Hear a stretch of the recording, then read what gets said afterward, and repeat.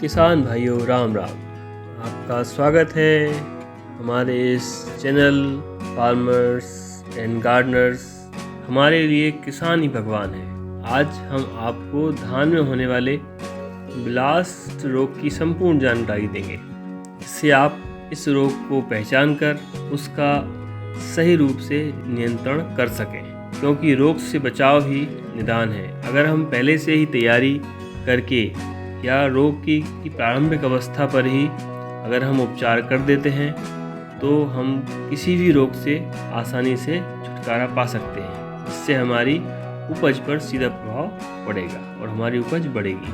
तो चलिए शुरू करते हैं। सबसे पहले लक्षण के बारे में बात करेंगे। एक्चुअली धान में जो ब्लास्ट रोग होता है ये पत्तियों, गांठों और गर्दन आदि सभी जगह होता है। प्रारंभिक अवस्था में आपको सफ़ेद से भूरे रंग के घाव दिखाई देंगे, जिनके किनारे भूरे रंग के होंगे।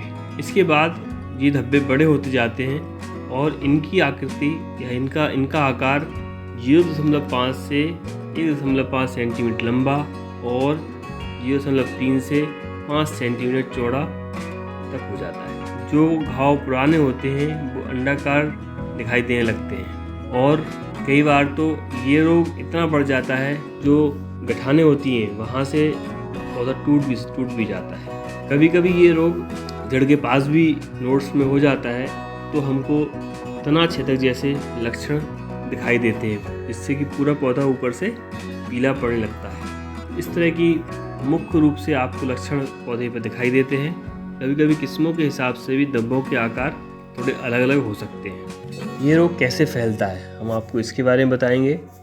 तो एक्चुअली ये रोग मुख्य रूप से बीज के द्वारा जिस धान की फसल में ये रोग लगा होता है उस धान के बीज में या उस धान में ये रोग के स्पोर्स वहाँ पर रह जाते हैं। ये जो रोग है ये पायरिकुलेरिया ओराइजी नामक कवक से होता है। इसका जो स्पोर है वो खड़ी फसल में हवा के द्वारा भी एक खेत से दूसरे खेत में पहुंच सकता है। इसके अलावा जब हम धान को बोते हैं तो वो बीज के माध्यम से भी हमारी फसल में ज़मीन में पहुंच जाता है और वहां से वो हमारी फसल को संक्रमित कर देता है। अब अगर हम इनका प्रबंधन करें तो सबसे पहले इसमें हम जो कल्चरल प्रैक्टिस बोलते हैं, अर्थात जो हम शस्त्र क्रियाएँ करते हैं, उसके लिए सबसे महत्वपूर्ण है कि हम सबसे पहले रोग प्रतिरोधी किस्मों का चयन करें। आजकल बहुत सारी हाइब्रिड्स, बहुत सारे और बीज हैं जो कि इस तरह की किस्मों में रोग कम लगता है, जैसे IR 64, IR 36।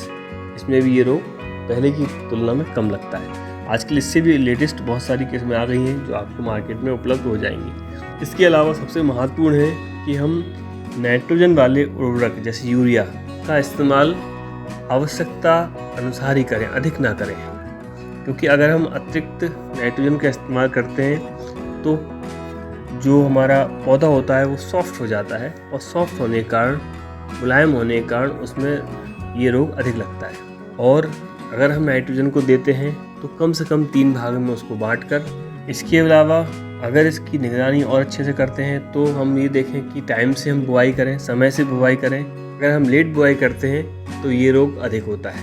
कटाई के बाद जो भूसा बचता है उसको जला देते हैं तो भी ये रोग बहुत कम हो जाता है, क्योंकि उसके माध्यम से जल जाता है। मेड़ों के आसपास जो खरपतवार लगे होते हैं उनको भी अगर हम हटा देते हैं तो बहुत कुछ उससे फ़ायदा हमें मिलता है। अब रासायनिक नियंत्रण में अगर हम देखें तो इसका पहले सबसे महत्वपूर्ण है कि सबसे पहले हम जो बीज हम ले रहे हैं उसका हम बीजोपचार करें। बीजोपचार करने के लिए कार्बेंडाजिम मैंकोजेब का इस्तेमाल बहुत अच्छा है।